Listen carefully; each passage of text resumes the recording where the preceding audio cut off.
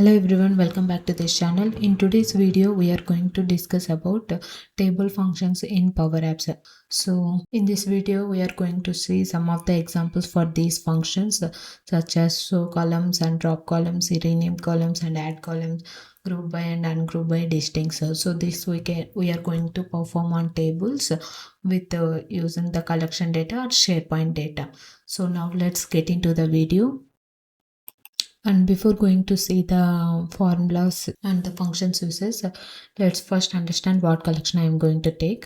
So in the app onStart property, I just created one collection named collection employee details, and it is having the fields names like expense ID, date value, then category, employee name and amount and the status, and then the city information. Let me format it so you can see all these things.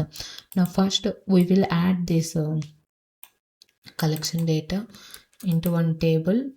So in this new screen I will add the data table control, or we can use the gallery also. As of now I will add this one, table control. So on this table control we will provide that collection name. So if you want to apply these formulas table functions, we can apply on the SharePoint list also, like once we connected with this two table. As of now in this video I will show with the collection one. So in this table items property I have added, and let me adjust this one. So now no columns are there. Let me edit this field section. So in the add fields we can check this. So first we will add the expense date and employee name, then category, amount, date, city and status. So I will add all these fields, and here it is showing 0 data. Let me run onStart. So this collection will contain data. So first we will see how the ShowColumns function is working. Currently in the table items property I provided the collection name, right? So here this is taking all the columns whatever it is required. I mean in this collection total we have 7 columns are there, and all the 7 columns we have added. And in case if you don't want all the columns, then we can use this ShowColumns. And the syntax for this function is, first we need to provide the data.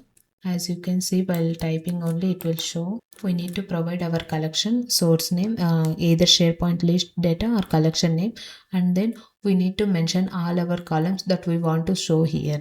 So currently in this one we have these fields, right? We will show expense ID,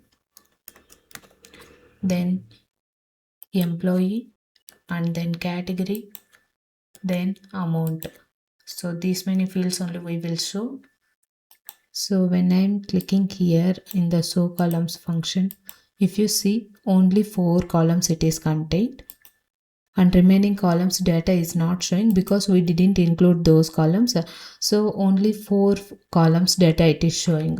So whenever you are required to display only few fields data, then you can use this ShowColumns function. Now we will see another function which is a DropColumns. Let's say in this collection you want to remove some of the columns instead of this one.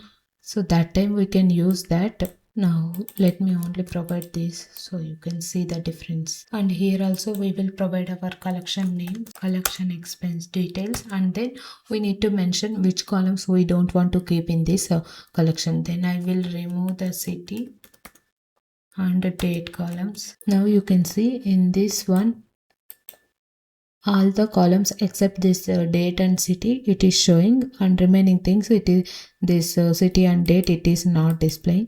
Even if I click on this drop columns, here you can see only 5 fields, not the city and date one. Since I have added that one, it is showing like this. If you don't want here also you can remove it like this. By clicking on this one you can able to remove. So like this you can remove it. And the syntax for this one is, first we need to provide the data source name, and we need to mention how many columns you want to delete, that many, and minimum one is at least one column name we need to mention. Then we will see another function which is a AddColumns function. So ideally when we want to use this one is, let's say this collection is having the data, and without changing the existing data source. You want to add one more column, like calculated column or formatting some column, then that time we can use it. For example, now for this collection we have amount one, right? For this one we will give 10% extra on each expense, so that time we can create one more column. So I'll just copy this one, and in this table we will remove this, and let's provide add column. Here just type add columns, and the data source is collection name, and here we need to mention the column name and then the expression. So the column name I will provide reimbursement, and then we need to provide the formula, right? So in this expression, amount I will take into 1.1, and then I will close this. So for the existing collection, we added one more column named reimbursement, and it will each record it will take the amount one, and it is calculated with the 10%, which is nothing but 1.1. And here you can see when I'm clicking on this one, if you scroll down here, it is added for each record. Now I can even add that one into this table. So when I click on this one, reimbursement field came and I have added here. Let's wait for a second. So when I play this one app, you can see this reimbursement one added. So here you can able to see for each record the amount is 1200 for this one. After giving 10% it becomes this much, and for 450 and all the records the data is added. In the same way as I previously told, you can even write a formatting. For example, employee, instead of this reimbursement we can also, let's keep this one and we will create one more column. I will provide comma, then I will provide employee address. So here we can even format it. I will take the employee name here. Before that, let me use the concatenate function. Employee,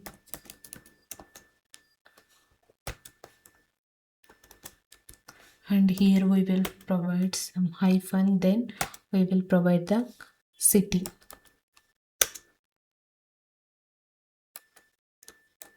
So here along with the existing reimbursement, I have added one more column, that is employee address. Then that expression is, I combined these two employee and city fields with the hyphen. When I click on this add columns, you can able to see one more column will be added, employee address, which is this one, and it is combining the employee name hyphen the city that for each record. So in this table also, if you want to display that one, just click on add field and you can select that field, and now here you can able to see it. Let me move it to the top so you can able to see. Now let me play this one. So you can see the employee address and the reimbursement. It is combining both this employee name and the city.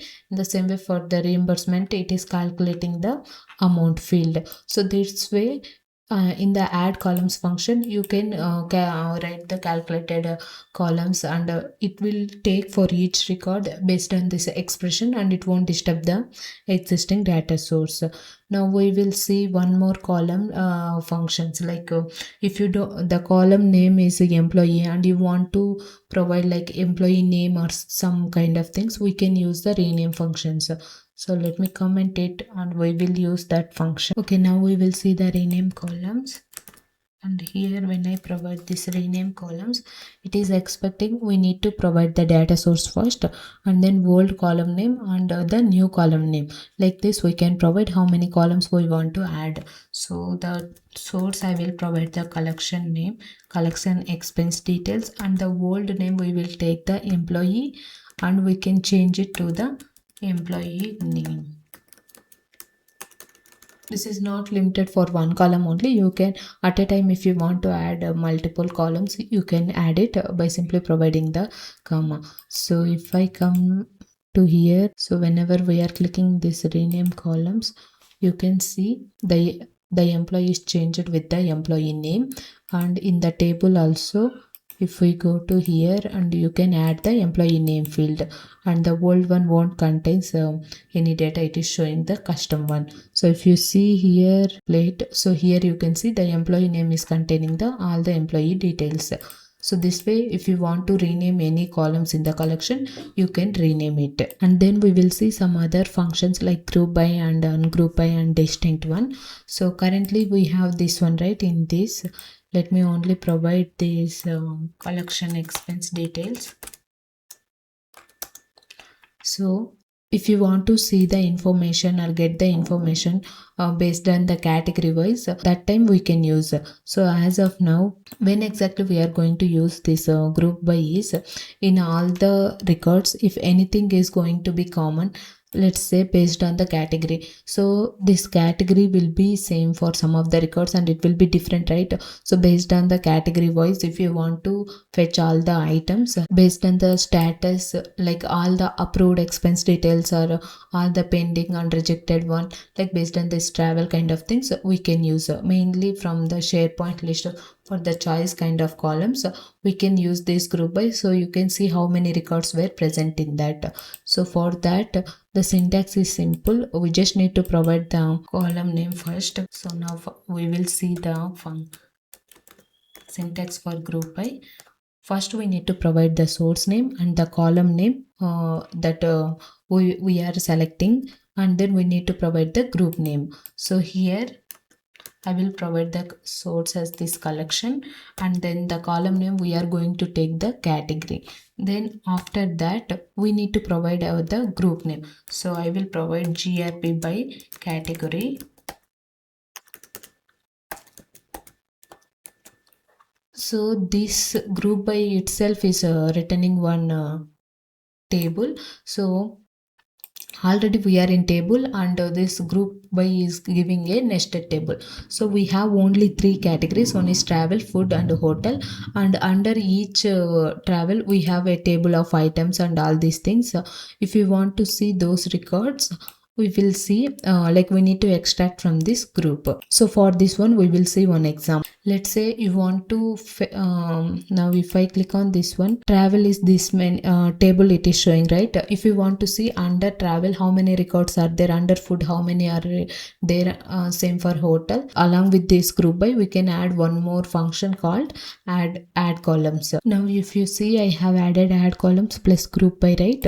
So now as we discussed previously, this group by is returning only tables, and then I have added add columns function. I am getting the output from this expense count, this add columns. First we need to provide the data source, right? So the data source is the group by, and the column name is expense count we are taking, and then in the count rows function we have provided this group name. So in this add columns, when I click on this one, you can see the newly added expense count is showing the count of how many expense records are there under each category. So for this travel 4 records are there, and for the food 3 are there, and for hotel 3 are there. So like this we can extract it. So based on, so when exactly this kind of requirement will come, if you are displaying the data in the dashboards, like based on the expenses or status values, the count, so you can use combinedly add columns functions along with the group by. Then the opposite one, it will perform like the another function we are going to discuss is ungroup one. So ungroup one, what it will do, whatever the records we made it group by, and if you don't want to display that into this one, then we can use the ungroup by.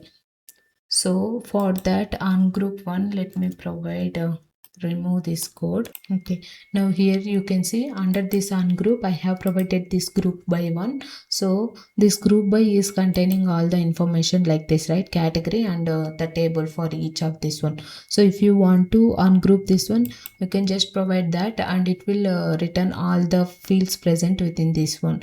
So whatever group by it is doing, it will oppositely extract the grouped columns. And then the last one is the distinct function. So for the distinct function, what we can do is, for example, you are going to add one drop down control.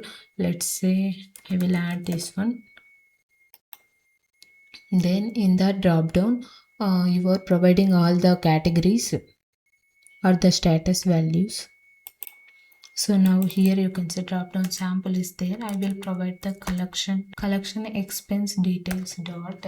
Okay, now if I want to display the category values into here, I can provide collection name dot category, and when I play this one, it will display all the values, right? So it is directly taking travel food for each record, whatever the category is there, it is showing.